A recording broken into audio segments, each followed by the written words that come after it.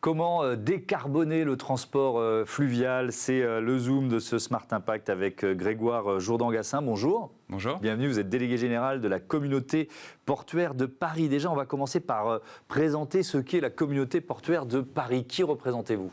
Alors, la communauté portuaire de Paris, c'est l'association des opérateurs économiques de la Seine et des canaux à Paris et en Île-de-France. Donc, on a des membres qui sont très variés. Ça va des bouquinistes aux bateaux-mouches en passant par les boîtes de nuit, les industriels. Tous ceux qui sont finalement dans l'écosystème de la Seine, quoi. On est l'écosystème de la Seine et des canaux. Et on a à peu près 50% de nos membres qui ont des activités fixes, à quai ou à flot, et 50% qui ont des activités navigantes. Alors, si on parle des bateaux, de quels bateaux on parle? Alors, on parle de bateaux de transport de passagers, la majorité d'entre eux, et de bateaux industriels. On parle des bateaux qui ont une activité résidente sur le bief parisien et sur le territoire parisien, donc qui ont un port d'attache et qui naviguent dans Paris et qui reviennent à leur port d'attache. Juste pour bien comprendre, vous ne représentez pas les péniches qu'on voit passer, ça c'est autre chose. Sur ces bateaux, quels objectifs vous vous êtes donnés en matière de décarbonation? Parce que ce sont des bateaux qui, d'origine, carburent à quoi? À l'énergie fossile, j'imagine? Au GNR, au gazole non routier. En majorité, il y a certains carburants un peu plus raffinés qu'on appelle le GTL qui sont majoritairement utilisés aujourd'hui à Paris. Mais donc on est sur des moteurs diesel, des moteurs de camions.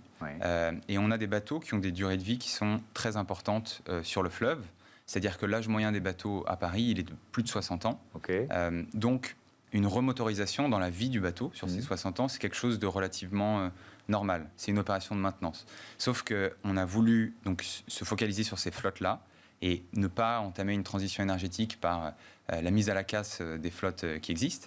Donc on a voulu profiter de cette opération de maintenance pour changer de technologie, mettre des moteurs électriques ou hybrides et donc décarboner l'exploitation de ces bateaux-là. Alors, c'est combien de bateaux au total? C'est 150 bateaux à peu près. 150 bateaux. Et donc, qu'est-ce que ça représente de changer un moteur? Parce que ce n'est pas un petit moteur de petite voiture, quoi. De changer un moteur sur un bateau de transport de passagers sur la Seine. Non, exactement. Alors, d'un point de vue technique, c'est relativement maîtrisé, mais c'est une démarche qu'on a commencé en 2019. On a pris un échantillon de 12 bateaux qui représentaient les usages énergétiques des 150 bateaux qu'on avait recensés. Et on a regardé techniquement ce qu'il était possible de faire. On a eu des surprises. Par exemple, sur certains bateaux promenades donc, qui peuvent faire 11 rotations par jour d'une heure à une vitesse importante, on a vu que c'était possible de les remotoriser en zéro émission, 100% électrique. Chose qui n'était pas intuitive. Donc ça, c'est des bateaux qui ont été faits, qui ont été remotorisés depuis. Et ce sont des investissements qui sont quand même très lourds, puisqu'on parle de 120% en moyenne de la valeur marchande des bateaux. Ok, donc on va reparler de la capacité des entreprises à financer cet investissement dans un instant, mais donc on peut, il a fallu faire du cas par cas, c'est ça ce que je comprends? En fonction du bateau, on choisit telle ou telle motorisation de remplacement? Exactement, en fait c'est du sur-mesure, c'est-à-dire que contrairement à du thermique, à du gasoil, pour lequel on n'a aucune contrainte, on a une autonomie d'une semaine, de 2 semaines parfois. Quand on dimensionne quelque chose en électrique ou en hybride, on va dimensionner l'énergie embarquée en fonction de l'activité. C'est-à-dire qu'on va chercher, vu que les batteries sont lourdes, volumineuses et chères, on va chercher à mettre exactement ce dont le bateau a besoin. Et donc ça passe par des études détaillées et c'est vraiment du cas par cas. Il n'y a pas de systématisation, on n'a aucun bateau qui se ressemble et on a chaque bateau qui a un exemplaire unique. Vous nous disiez 150 bateaux concernés. Ce sont des flottes de navires importantes, c'est-à-dire qu'il y a un opérateur qui en possède 80 ou alors c'est plutôt des petites entreprises? Alors, ouais, contrairement à ce qu'on pourrait croire, on est sur un nombre de bateaux moyens par entreprise à Paris de 3 bateaux. Ah, c'est pas énorme. C'est pas énorme. Et quand on enlève les plus grandes flottes, on tombe à 1,7 bateaux. Donc en fait, on a énormément d'acteurs qui ne travaillent qu'avec un bateau. Donc quand on leur demande de verdir leur flotte, de faire des investissements lourds et d'immobiliser leur bateau pendant plusieurs mois, c'est vraiment des décisions qui sont fondamentales dans la gestion de leur entreprise. Et donc, de fait, impossible à prendre sans un système de subvention, d'incitation. Qu'est-ce que vous avez mis en place pour accompagner finalement les propriétaires de ces bateaux? Oui, alors nous, on a essayé de fédérer cette démarche collective et on a essayé de construire l'écosystème qui était favorable à cette transition énergétique. Donc, on accompagne les entreprises qui sont donc des TPE, pour la grande majorité d'entre elles. On les accompagne dans leur demande d'aide publique, puisqu'il y a des dispositifs qui existent au niveau de Voies navigables de France et de l'ADEME. On a aussi créé des certificats d'économie d'énergie pour venir financer avec des financements privés d'énergéticiens des opérations de remotorisation ou de construction de bateaux neufs vertueux. On a aussi mis en place des plateformes de financement avec des fonds d'investissement à impact pour proposer des financements et on entretient cette démarche-là d'un point de vue technique aussi en référençant un certain nombre de bureaux d'études pour capitaliser sur l'expérience et sur les dossiers. Et nous, on fait surtout le lien entre les porteurs de projets et les différentes administrations. Et on l'a fait notamment dans la perspective des JO qui ont eu un rôle certain dans le verdissement du fleuve. Alors, ça, je veux bien qu'on détaille à quel point l'organisation des Jeux Olympiques et Paralympiques de Paris 2024 a été un accélérateur pour ce verdissement de la flotte fluviale de Paris. 150 bateaux, combien sont verts aujourd'hui? 46. 46. Il y avait une date limite, c'est-à-dire que est-ce que le comité d'organisation des Jeux Olympiques ou la mairie de Paris ou les deux vous ont mis la pression en disant on veut des bateaux verts pour les JO? On s'est mis la pression tout seul, c'est-à-dire qu'on s'est fixé l'objectif au niveau de la profession de livrer 40 bateaux verts au moment des Jeux. Et on a travaillé avec tous les services de l'État et les services des différentes administrations pour essayer de driver et d'accélérer au maximum les projets.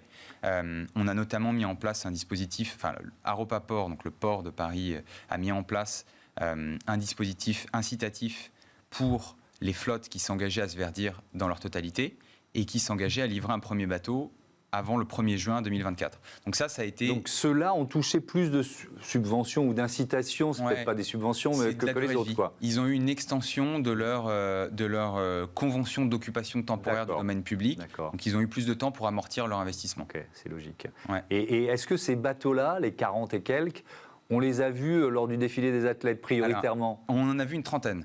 Alors tous n'ont pas pu y aller pour des raisons soit opérationnelles, soit de choix esthétiques ou aussi opérationnels sur le déroulé du show. Mais une trentaine a défilé. Ça veut dire que il y a eu un coup d'accélérateur. S'il n'y avait pas eu les JO, vous dites démarche collective enclenchée en 2019, est-ce que vous avez déjà la perspective des Jeux Olympiques à ce moment-là? Je ne me souviens plus de la date à laquelle la France obtient les Jeux, mais c'est à peu près par là, quoi. Ouais, et puis, alors, on avait les JO comme jalon. On n'était pas encore, au moment où vraiment la démarche a été initiée, on n'était pas au courant, ou c'était pas confirmé que la cérémonie se fasse sur la Seine et sur les bateaux. Il y a eu des débats longs pour savoir si on allait y aller ou pas. Donc, en fait, ces Jeux, ça a été une vitrine, mais c'était l'un des jalons. 2024, c'était aussi une année charnière, puisqu'il y a les zones à faible émission qui devaient commencer à s'appliquer à la route. Le transport fluvial, de manière générale, passagers et marchandises, on considère qu'il est plus vertueux que le transport routier, parce qu'il permet de massifier, parce qu'on dépense moins d'énergie pour se mouvoir. Et donc, on ne voulait pas perdre notre avantage environnemental vis-à-vis du secteur routier, et c'est pour ça qu'on a voulu initier cette démarche, pour ne pas être les derniers véhicules qui fument en ville à l'horizon 2030, et donc les ZFE Step 2. Ouais, donc c'est déjà un bel effort, mais il reste une centaine de bateaux à verdir. Donc vous avez déjà le calendrier, vous savez où vous allez? Alors il y a autant de cas de figure que de compagnies, que de sociétés. Il y a des bateaux qui ne vont pas être motorisables et qui seront remplacés par d'autres unités pour des raisons techniques ou des raisons économiques. En fait, on a étendu notre démarche désormais au niveau national. On travaille avec Entreprises Fluviales de France, qui est la fédération professionnelle, et avec l'ADEME et Voies navigables de France, dans le cadre d'un programme de certificat d'économie d'énergie. Et donc, on a étendu cette démarche-là au niveau national. Actuellement, on a 36 bateaux qui sont en cours d'étude au niveau national. Certains sont quand même à Paris, mais on a des dossiers sur tous les bassins de navigation, sud-ouest, nord-est. Il y a des entreprises qui sont trop, entre guillemets, fragiles pour investir, même si vous avez mis en place un dispositif, on a bien compris, d'accompagnement important, qui disent tout simplement, on ne peut pas. Oui, il y en a.